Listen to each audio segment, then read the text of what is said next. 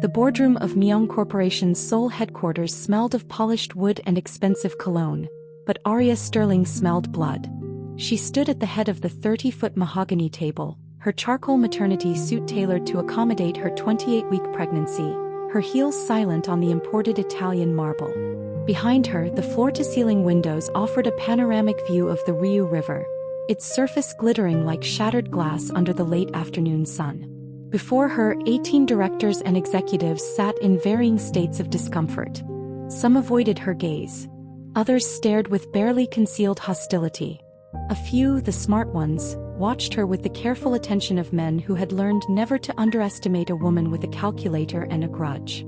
"The numbers don't lie," Arya said, her voice carrying the flat, uninflected tone she'd perfected during her years at the Federal Reserve. She tapped the tablet in front of her, and the wall-mounted displays flickered to life. Minhuk Logistics Subsidiary 3. Maritime Insurance Claims. Fiscal year 2023. Before we get to what happens next, hit that like button, drop a comment telling me where you're watching from, and subscribe so you don't miss how this story ends. Now let's go back 3 months to where this all began.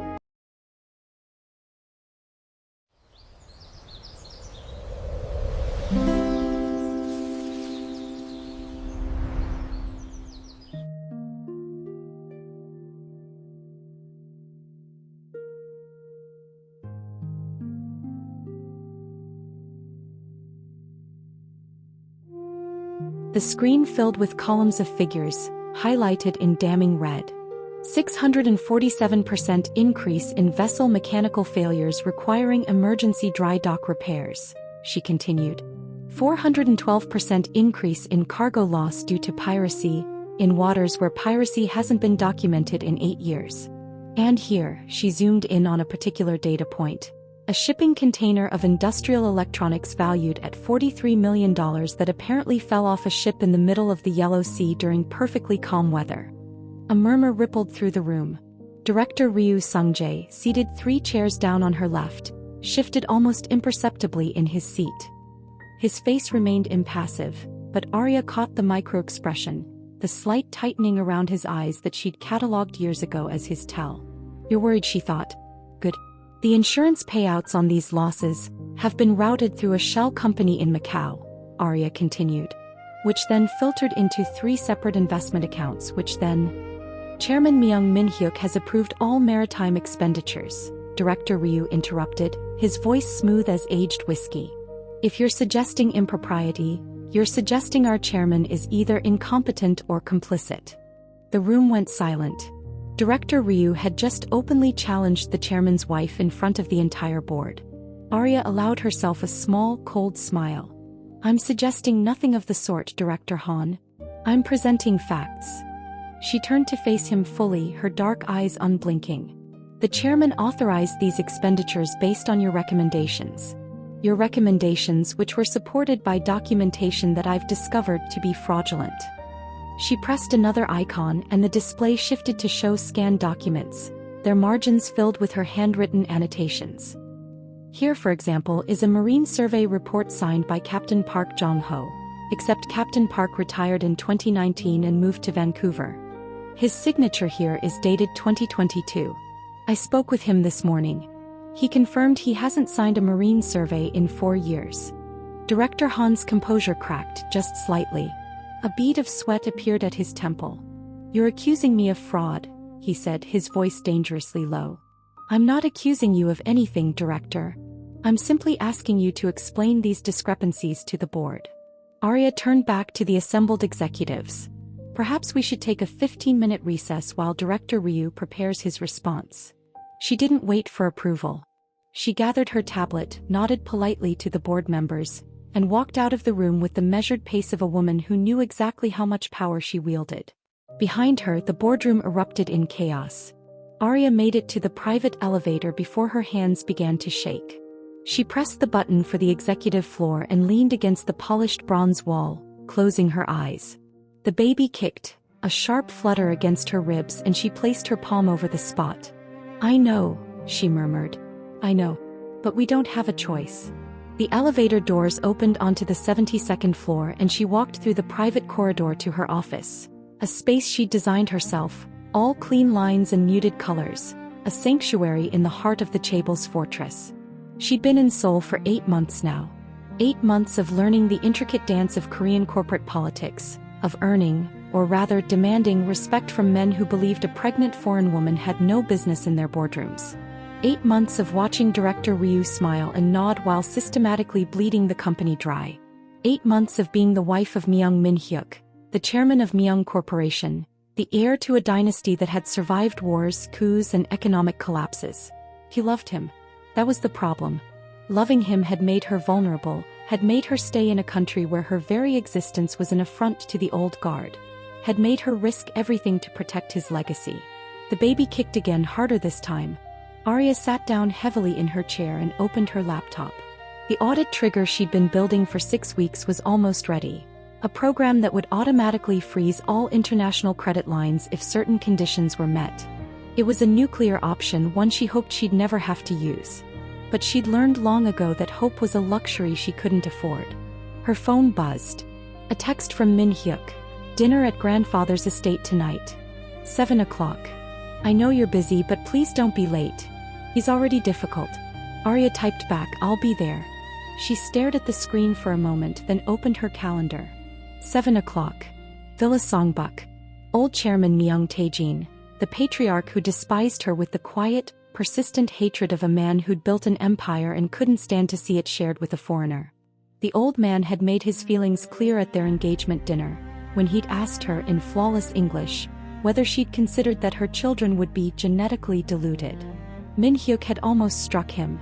Arya had simply smiled and replied that her children would be bilingual, bicultural, and she'd paused here, looking directly into the old man's eyes, brilliant enough to run the company better than anyone who couldn't see past their own prejudice. The old man had never forgiven her for that. And now she was carrying his great-grandchild, a child he'd already dismissed as insufficiently Korean. The bitterness rose in her throat and she swallowed it down. There was no time for bitterness. There was only the work. She opened the encrypted file containing the new audit trigger, reviewed the code one last time, and saved it to a USB drive that she tucked into the hidden compartment of her vanity mirror at home.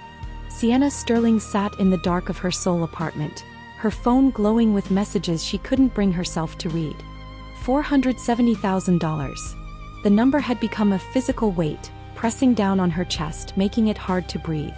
It followed her everywhere, into the bathroom where she stared at her hollowed-out reflection, into the kitchen where she subsisted on instant ramen and tap water, into her dreams where faceless men demanded payment with increasing brutality.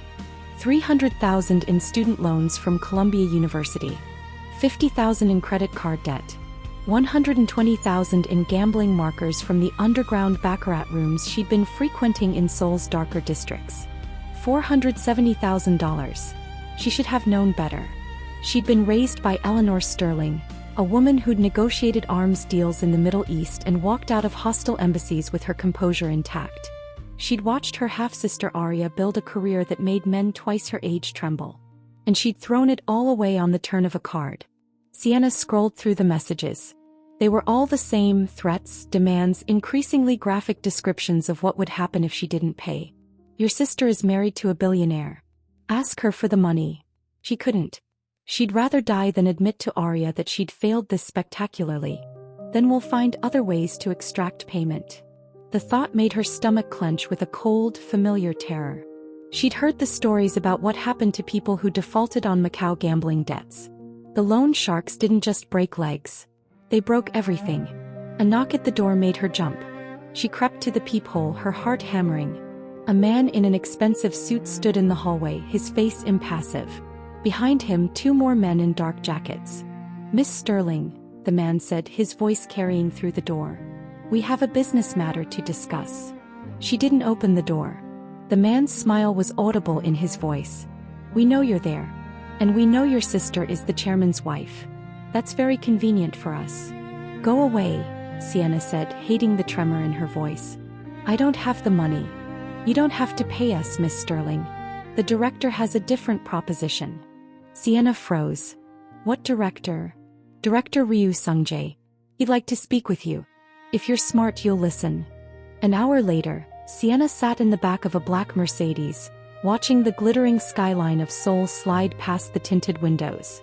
The man who'd knocked on her door, his name was Mr. Park, she'd learned, sat across from her, his eyes never leaving her face.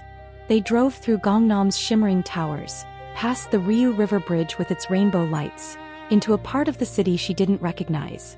The buildings here were older, more discreet, the kind of neighborhood where the truly wealthy lived behind high walls and iron gates. The car stopped outside a traditional Hanok mansion, its roofline curving gracefully against the night sky.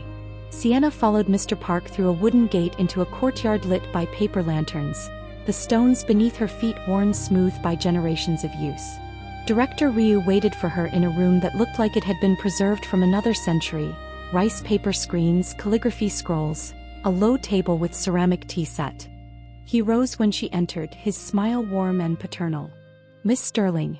Thank you for coming." His English was perfect, with a faint British accent that spoke of Oxford or Cambridge. He gestured to the cushion across from him. "Please sit. The tea is jasmine. I hope you like it." Sienna sat, her body stiff with tension. "You said you could help me." Director Ryu poured her tea with elegant, manicured hands. "I can, but I need something in return." "What kind of something?" "Your sister is difficult." Director Ryu's smile never wavered, but something shifted in his eyes, a coldness that had been carefully hidden. "She's discovered certain irregularities in the company's accounts. Minor issues really, but she's making a fuss, causing problems for the chairman. I don't control my sister." "Of course not. But you have access to her. To her home." He leaned forward slightly. "The chairman's phone is unencrypted.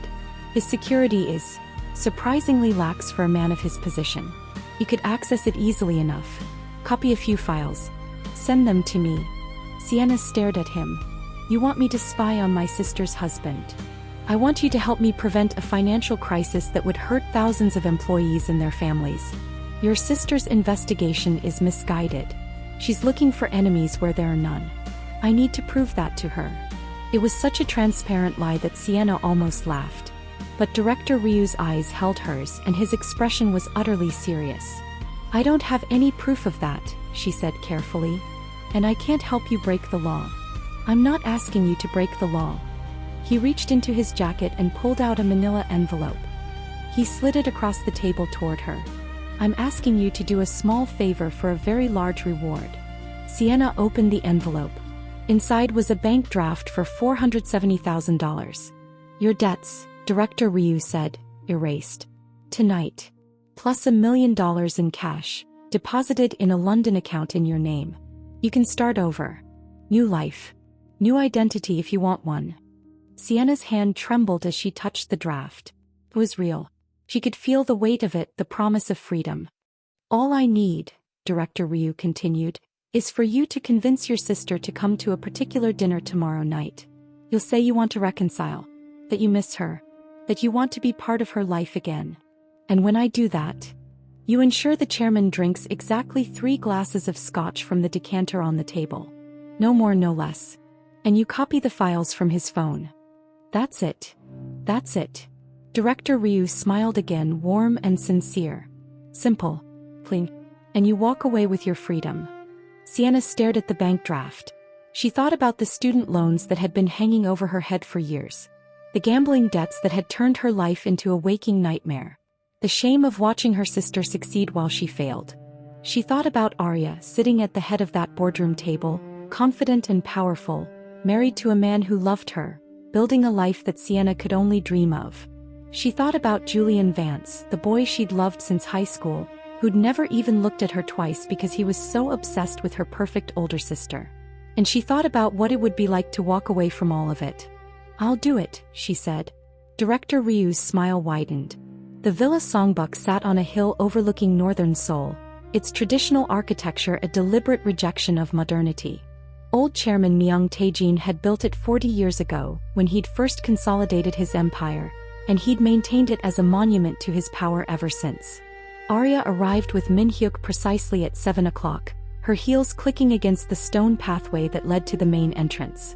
The night air was cool, carrying the scent of pine and earth, and she breathed deeply, trying to settle the knots in her stomach. Minhyuk's hand found hers, his fingers warm and steady. You can do this, he murmured. You've faced worse than my grandfather. Have I?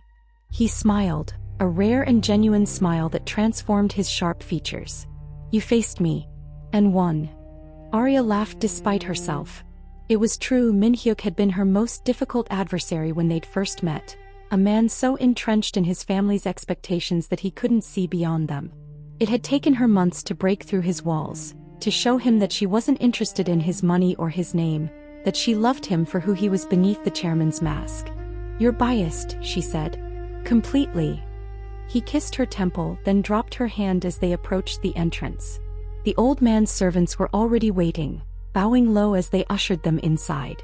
The house was warm, heated by traditional ondal floors, and the smells of roasting meat and sesame oil drifted from the kitchen. Old Chairman Myung waited in the main reception room, seated on a throne-like chair that elevated him slightly above everyone else. He was 83 now, his face a web of wrinkles, his eyes still sharp and calculating. Ipa sat to his right, his cousin's handsome face twisted into a smirk of barely concealed contempt. Arya, the old man said, his voice gravelly. You look tired. Pregnancy does not suit you. Minhuk stiffened beside her. Arya touched his arm, a subtle warning, and stepped forward to bow, a low, formal bow that the old man deserved only because of tradition, not respect.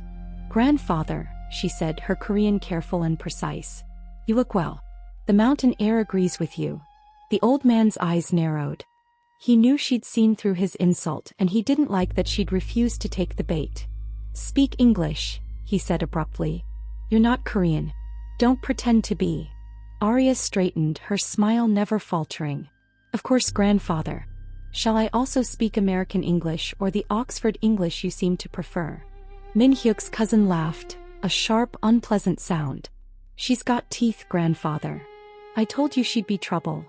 Yipa, Minhyuk said, his voice flat. Your opinion is noted and, as always, unwelcome. Children, the old man interrupted. We are family. Let's behave like it. The dinner that followed was a masterpiece of passive aggression and carefully veiled insults.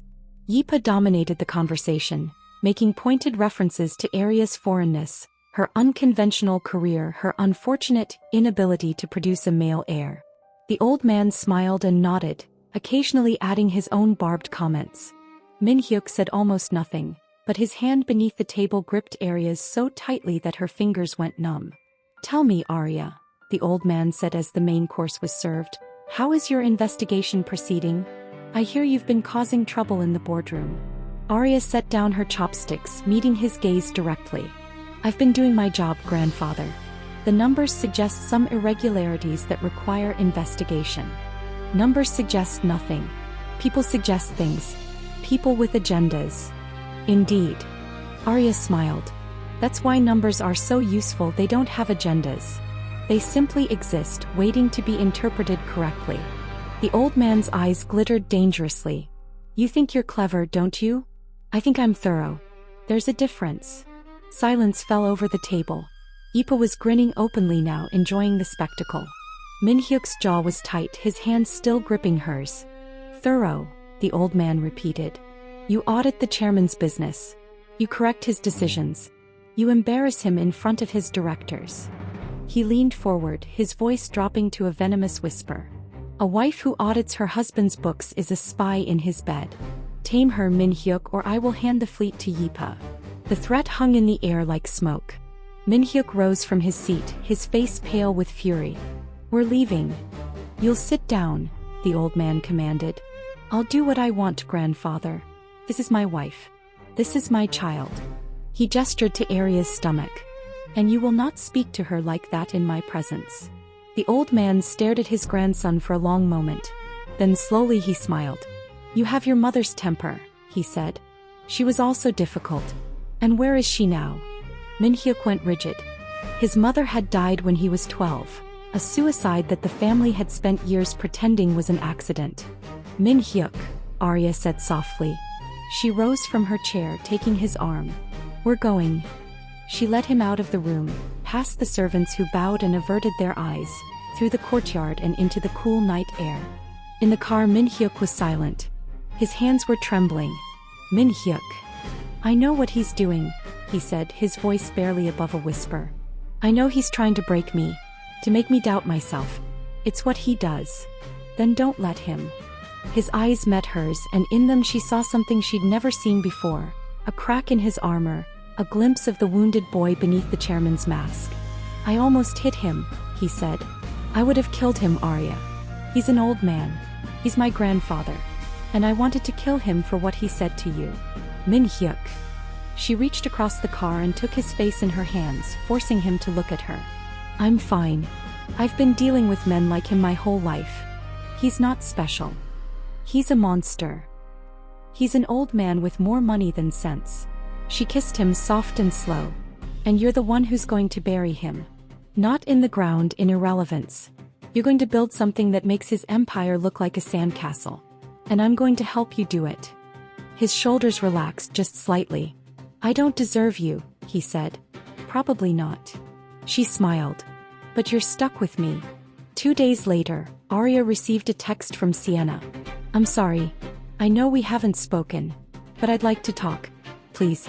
Just once. Arya stared at the message, her emotions warring. She hadn't spoken to her half-sister in months, not since Sienna had shown up in Seoul, drowning in debt and demanding money. Arya had refused not because she couldn't afford to help, but because she'd seen what the money would become. A bandage on a wound that needed surgery. Sienna needed help, but she needed accountability more. When? Arya typed back. Tonight. Grand Hyatt. There's a private lounge we can use. 9 p.m. Arya hesitated. The baby was restless tonight, kicking and turning. She felt exhausted, her body heavy with the weight of the pregnancy and the stress of the investigation. I'll be there. The Grand Hyatt's private lounge was a discreet room on the 10th floor, decorated in muted golds and creams, with velvet armchairs and a view of the city lights. Sienna was already there when Arya arrived, her face pale and drawn. Sienna. Arya. Her sister rose, her hands fluttering nervously. Thank you for coming. I know I don't deserve. Let's not do that. Arya sat down heavily in one of the armchairs, her back aching. You said you wanted to talk. So talk. Sienna sat across from her, her hands clasped in her lap. For a long moment she said nothing. I need money, she finally said. I know you said no before, but... Your problems aren't financial, Sienna. Your problems are self-destructive. Money would just enable you. You don't understand what it's like. Sienna's voice rose, cracking with emotion. You have everything. The career, the husband, the money. You never had to struggle. Of course I struggled. I just didn't blame everyone else for my choices. Sienna flinched, her eyes welling with tears. You always do that. You always make me feel small. I'm not making you feel anything. You're doing that yourself. A tense silence fell between them. Arya watched her sister's face, seeing the familiar patterns, the guilt, the shame, the desperate need for approval that she'd never been able to fully provide. I'm sorry, Sienna said finally. I'm sorry for everything. I want us to be sisters again. Arya felt her defenses crack just slightly. I want that too. But you have to stop running from your problems. I know. I will. I promise. Sienna reached across the table and took Arya's hand. Just, let me prove it to you. Across the hall in another private room, Julian Vance poured himself a glass of Scotch. He was a handsome man, tall and athletic, with the kind of easy charm that had made him successful in both law school and the corporate world. But tonight his hands were shaking. Minhuk sat across from him, his face unreadable. Julian. You wanted to discuss the family friction. Julian nodded, forcing himself to meet the chairman's eyes. I know things have been difficult. Arya told me about your grandfather's comments at dinner. She talks to you about these things? Julian, Arya had explained once, is the only man in the world who's never tried to sleep with me. We dated in high school and then we just became friends. He's the brother I never had. Minhuk had accepted this as he accepted most things about Arya, with a grudging respect for her independence. Julian, Minhuk said now, is she unhappy? She's worried about you. About the company. About the baby. Julian took a sip of his scotch. She loves you. She just wants you to be safe. Minhuk nodded slowly, reaching for the decanter. She's always trying to protect me. Because she loves you. Julian watched Minhuk pour himself a glass of the Scotch, the third, he noted, counting carefully. He'd already had two and he'd drunk them quickly, clearly distracted by the conversation. "We should have Arya join us," Minhuk said, reaching for his phone. "She'd want to." "She's with Sienna," Julian said quickly. "They're having a sisterly reconciliation." Minhuk paused, a flicker of concern crossing his face. "Sienna? The one with the gambling debts?" "She's getting help. Arya is helping her." Minhuk nodded slowly, setting down his phone. "Good. That's good." He reached for the Scotch again, draining the glass. Julian watched, his heart pounding. Director Ryu had been very specific. 3 glasses of Scotch from the decanter, he'd said, and the drug would do its work. Julian had dosed the decanter himself, his hands shaking as he'd poured the clear, odorless liquid into the amber whiskey. He told himself it was necessary. He told himself that once Minhuk was out of the picture, Arya would come back to him. She'd see that Julian was the one who truly loved her, not this corporate prince who'd bought her with his dynasty. And once Ryu's plan was complete, Julian would have money again. Enough money to start over, to rebuild his failed investments, to make Arya see him as a man worthy of her love. He told himself all of this, but as he watched Minhyuk's eyes grow heavy, as he watched the chairman slump sideways against the velvet cushions, Julian felt a cold wash of guilt. "Minhyuk," he said, his voice carefully concerned. "Are you all right?" "I'm fine," Minhuk mumbled. "Just tired. Let me help you to your room." He helped Minhyuk stumble through the private corridor to the adjacent suite, laying him down on the bed. Then he stepped back into the hall where Sienna was waiting. "He's out," Sienna said. "The drug worked faster than expected." "Good." Julian's voice was flat. "You know what to do." Sienna nodded, stepping into the room. She pulled out her phone, its camera already recording. "Don't be too obvious," Julian warned. "Just make it look like he's with someone." Sienna positioned herself on the edge of the bed, whispering something in Minhyuk's ear. Then she leaned over him, her hair falling across his face, her hand reaching for his phone. She copied the encrypted files onto her own device, her movements precise and unhurried. Then she stood and walked out of the room. "I have the files," she said, her voice flat. "Then let's go." Arya arrived home at 10:45 p.m., exhausted and emotionally drained. Her reconciliation with Sienna had been awkward, filled with half-truths and careful omissions. But it was a start. A fragile, uncertain start. She climbed the stairs to the master bedroom, intending to collapse into bed, but the room was empty. Minhyuk must still be at the Hyatt, she thought. She checked her phone. No messages. Something cold settled in her stomach. She called his number. No answer. She called again. Nothing. Arya sat down on the edge of the bed, her hand pressed to her stomach. The baby was quiet now, as if sensing her anxiety. She told Minhyuk not to trust Julian completely. She told him that her old friend had been acting strangely lately, evading questions about his financial situation. But Minhyuk had dismissed her concerns, saying that Julian was a good man, a friend to both of them. Arya had learned long ago that good men sometimes did terrible things. Her phone buzzed. A text from an unknown number. She opened it and her blood went cold. A video.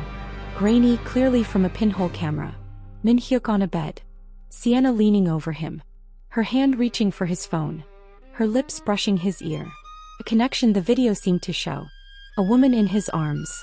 Arya watched it 3 times before she could breathe. Then a second message arrived. This one was encrypted, but she recognized the format immediately. It was a wire log showing a transfer of her private audit notes to Myung Yipa's personal account. The transfer had been initiated by Julian Vance. "He sold you," Arya thought, the realization sinking in like a blade. "He sold both of us. He should have seen it." She should have known that Julian's desperation, his evasions, his sudden interest in Minhyuk's company, it had all been building toward this. She should have protected Minhyuk. Instead, she'd let her guard down. She trusted a man who'd been in love with her for 15 years, a man who'd never truly accepted that she'd chosen someone else. Arya walked to the vanity mirror, her movements mechanical. She opened the hidden compartment and removed the USB drive containing the audit trigger. She removed her dual citizenship diplomatic passport, a relic of her mother's State Department days. She didn't cry. There was no time for tears. She wrote a short note on the hotel stationery, using her fountain pen, a deliberate choice, a signature of her identity. You built an empire surrounded by snakes, Minhuk. But tonight you let them into our bedroom. Don't look for me. She left her wedding ring, the jade and platinum band Minhuk had given her with such love and pride, on top of the note. Then she walked out of the house and into the Seoul night. The taxi ride to the airport took 20 minutes. Arya booked a flight to Jeju on her phone, using one of her untraceable emergency accounts. In the airport bathroom she changed clothes, washed her face and looked at her reflection in the harsh fluorescent light. She looked like a woman who just discovered everything she'd built was built on quicksand. I can't fall apart, she told herself. I have to survive. For the baby. She thought about Minhuk, about the man she loved, about the betrayal that had just shattered their marriage. If he betrayed me, if he chose Sienna. The thought made her physically ill. She didn't believe it. Couldn't believe it. Not Minhuk, who'd defended her against his grandfather, who'd told her he loved her every single day, who'd cried when she told him about the baby. But the video was damning. The wire log was damning. And there was no way to know who had set the trap or why. I need to disappear, she thought. I need to find the truth. The flight to Jeju was short, barely an hour. Arya had booked a rental car under a false name, and she drove through the dark, winding roads to the fortified compound her mother had purchased years ago. A retreat, Eleanor had called it, a place to escape when the world became too much. The gates opened at Arya's code and she drove into the courtyard, surrounded by high walls and surveillance cameras. Her mother was waiting on the terrace. Arya Sterling was 62 with silver-streaked hair and the erect posture of a woman who'd spent her career negotiating with terrorists. She wore a silk dressing gown and her face was carefully expressionless. Arya. I got your message. What happened? Arya collapsed into her mother's arms, the first tears she'd allowed herself finally breaking free. Everything fell apart. Minhuk woke with a splitting headache and a mouth that tasted like ashes. He was in a hotel room, still in his clothes from the night before. Julian was gone. The room was empty. He reached for his phone and saw the notifications. Mong Corp stock down 14%. European credit lines frozen. Arya Sterling missing. Scandal at the Grand Hyatt. The headlines swirled in his head, each one a fresh blow. He called Arya. No answer. He called Arya again. No answer. He called Julian. No answer. He called Sienna. No answer. He called his grandfather. Minhuk. The old man's voice was glacial. I told you to control your wife. Now she's destroying the company. It's not Arya. Someone set this up. You're a fool, Minhuk. A lovesick fool who let a foreign woman ruin everything we built. Listen to me. I've had enough. The board meeting is in 2 hours. Be there or I'll have you removed from your position. The boardroom was packed when Minhuk arrived. 30 directors, all of them staring at him with expressions ranging from pity to contempt. His grandfather sat at the head of the table, his face like stone. Ipa sat to his right, smirking. Director Ryu sat to his left, his expression carefully neutral. Minhuk, his grandfather said, the board has called for an emergency vote. We need to determine whether you're fit to lead. Minhuk stared at him. You can't be serious. I'm completely serious. Your wife has frozen our international credit lines. The scandal at the Hyatt has damaged our reputation. Our stock price has collapsed. Explain to me how any of this is acceptable leadership. The old man didn't wait for an answer. He stood up, his cane striking the floor with a sharp crack. 30 years ago, he said, I built this company from nothing. I gave you everything, Minhuk. And you've thrown it away for a woman who doesn't even know how to bow properly. Minhuk felt his control slipping. That woman is my wife. She's carrying my child. A child that will never be fully Korean. A child that will destroy everything we've built. The old man raised his cane and struck Minhuk across the face. The blow was savage, splitting his lip, sending him staggering backward. This is my final warning, the old man said. Tame your wife. Or lose everything. Director Ryu found Minhuk in his office, holding an ice pack to his swollen face. Chairman. I'm sorry about what happened. Don't pretend you care. I do care, Chairman. Ryu's voice was warm, sympathetic. This is a difficult time. Your grandfather is old. He's afraid of losing control. But I can help you navigate this. How? Sign over temporary control of the maritime assets to me. I'll manage them until the crisis passes. It's a show of good faith to the board. Minhuk hesitated. You can't let Yipa get control, Ryu continued. You've seen what he's capable of. He'll sell the company piece by piece. Minhuk thought about his cousin's smirking face. Ryu was right. Yipa would destroy everything. Fine, he said. But this is temporary. Of course. Minhuk signed the papers, his signature shaky and uncertain. Han took the documents, his smile widening just slightly. Julian Vance arrived in Jeju 3 days later, unannounced and uninvited. He'd been tracking Arya's credit card usage and he'd found her at the compound. He'd flown down on the first flight, his heart pounding with desperate hope. She'll understand, he told himself. Once I explain everything, she'll understand. Arya Sterling was waiting for him in the courtyard. Mr. Vance, she said, her voice flat. I wondered when you'd show up. I need to see Arya. I don't think that's a good idea. I need to see her. Please. Arya studied him for a long moment. Then she nodded, leading him through the main house to a terrace overlooking the sea. Arya was waiting there, seated at a small table. She looked exhausted, her face pale, dark circles under her eyes. But her gaze was steady and cold. Julian. Arya. Thank God you're all right. Please sit. He sat across from her, his heart pounding. Arya, I can explain everything. The video, the wire transfer, it's not what it looks like. Arya reached into her bag and pulled out a printout, his offshore account details, showing the transfer of $1.5 million. Then what does it look like, Julian? He stared at the printout, his face going pale. Arya, You sold my audit notes to Yipa. Her voice was flat, devoid of emotion. You drugged my husband. You helped my sister frame him for infidelity. All because of a bad investment. Julian, Arya said, stepping forward. Explain yourself. Now. Julian's composure cracked. He leaned forward, his eyes desperate. I did it for you, Arya. I loved you first. I loved you all through high school, all through college. I was your best friend. I stood by you while you dated other men, while you married Minhuk. And what did I get in return? Nothing. Just watching you throw yourself away on a man who bought you with his dynasty. You don't love me, Julian, Arya said coldly. You love the idea of me. The version of me that belonged to you. Don't tell me what I feel. I've known you for 15 years. I know you better than anyone. You don't know me at all. Because if you did, you'd know that I would never choose a man who betrays me for money. Arya. You're weak, Julian. You're broken, envious, and you did this because you couldn't stand to see me happy without you. Arya, please.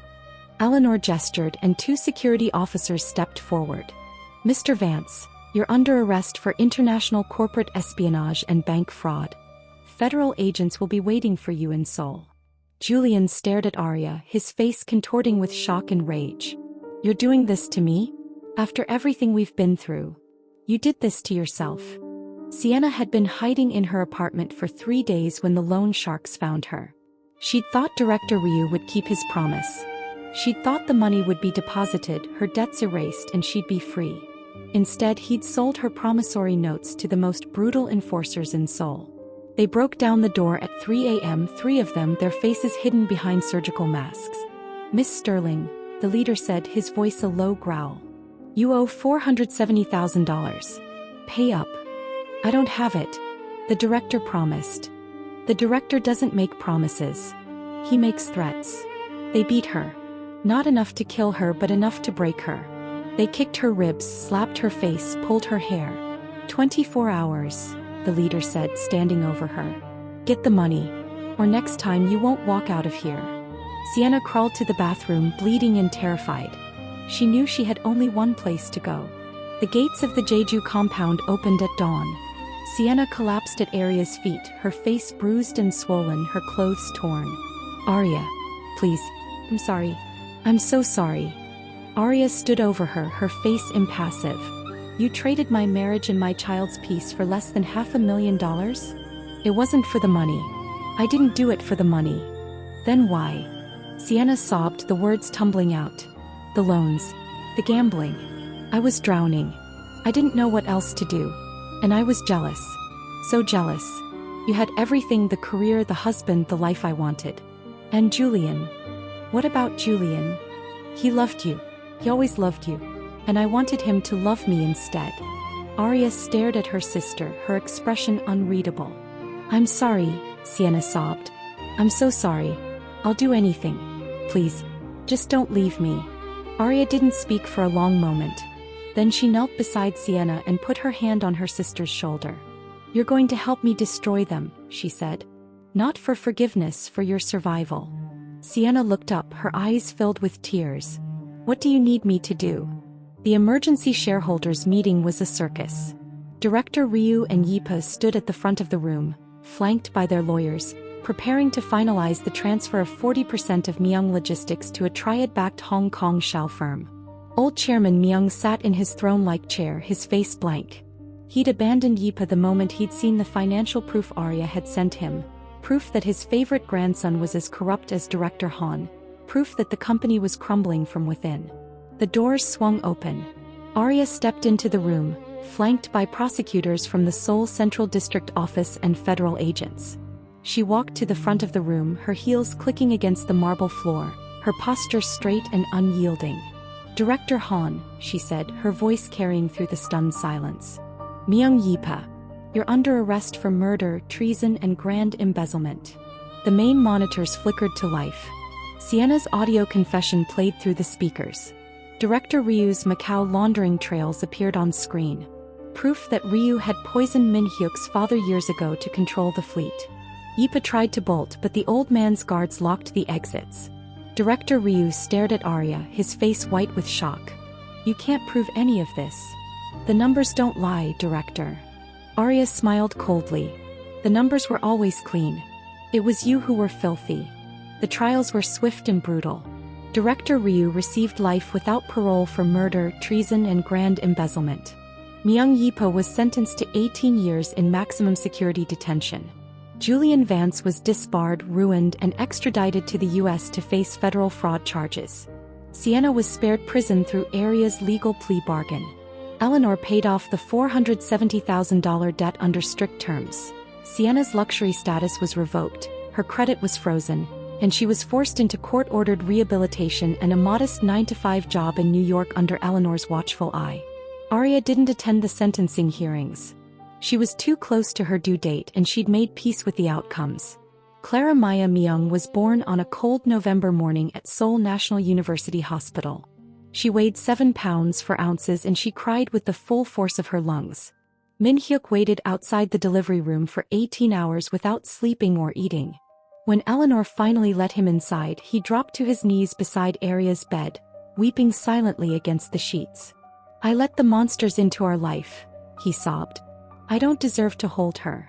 I don't deserve you. Arya touched his hand, her voice firm and quiet. Guilt is easy, Minhyuk. Being a real father and a real partner is hard. The chairman's dutiful wife is gone. If you want me in your life, we build a new foundation, no secrets, no patriarchs, no shadow games. 2 years later, at a maritime summit in Geneva, Arya stood as the executive vice president of global risk and governance for Mong Corp, holding an independent board vote and her own personal equity block. She'd earned every inch of it. That evening at their private villa overlooking Lake Geneva, Minhyuk watched 2-year-old Clara running across the lawn, her laughter echoing through the twilight air. He approached Arya on the terrace and slid a custom ring onto her finger, a sleek band of black titanium inlaid with a single strand of white jade. What's this for? She asked gently. A reminder, Minhyuk said, kissing her knuckles, that the house we build now is made of stone, not ash. Arya looked at the ring, then at her husband, then at their daughter playing in the garden. Stone, she repeated. I like that. Did you love this story? Don't forget to like, comment and subscribe to our channel. And let us know in the comments where you're watching from. We love to hear from our global family.